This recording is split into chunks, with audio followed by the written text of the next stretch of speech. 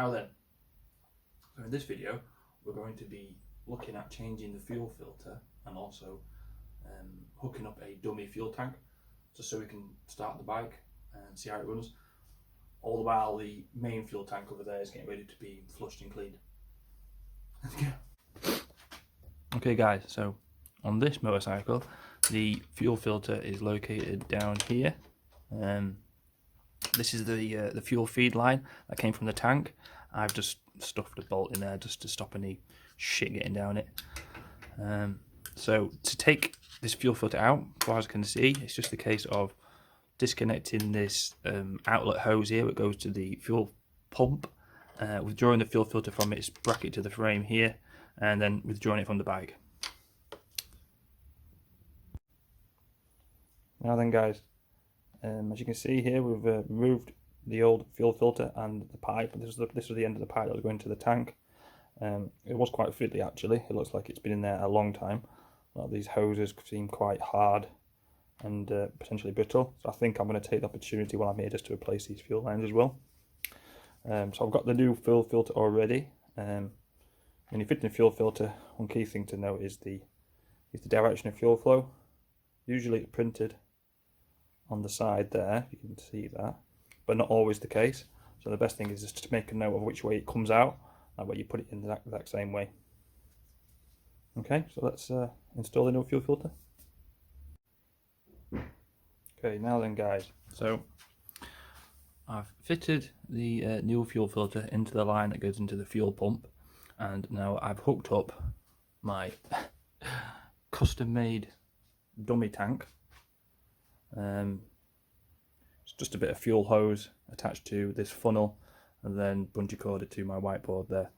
It's not going to hold much fuel, but all I'm bothered about at the moment is just enough just to get the bike started. I'll let it idle for a minute or two. If anyone's wondering, yes, I did check the oil on this. I haven't changed it, but the oil looks pretty much brand new. It smells brand new. It's very clear, so I'm fairly confident that that is okay and it's at the right level. In regards to the battery, in the previous video you saw me check the battery and the voltage was low. I assumed that the battery was dead based on what I've been told, but I thought, fuck it, I'll charge it and see what it's like. I charged it, it got to 12.5 volts and it held for a few days, so maybe it's not as bad as I thought. So I've put the original battery back in, and I've tested the voltage again when that's on the bike, and it's still 12.7, so it's still good. However, I turn the ignition on, you know, the battery's now connected, as you can see. Even with the ignition on, I'm getting nothing.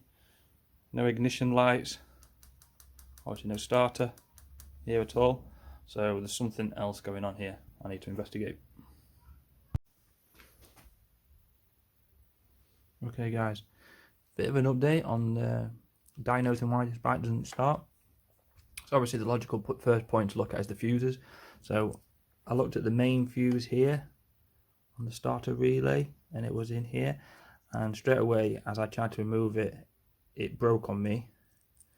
One of the pins is still actually stuck in there, and it looks like it had blown at some point. You can see the gap there. So obviously this is most likely the issue.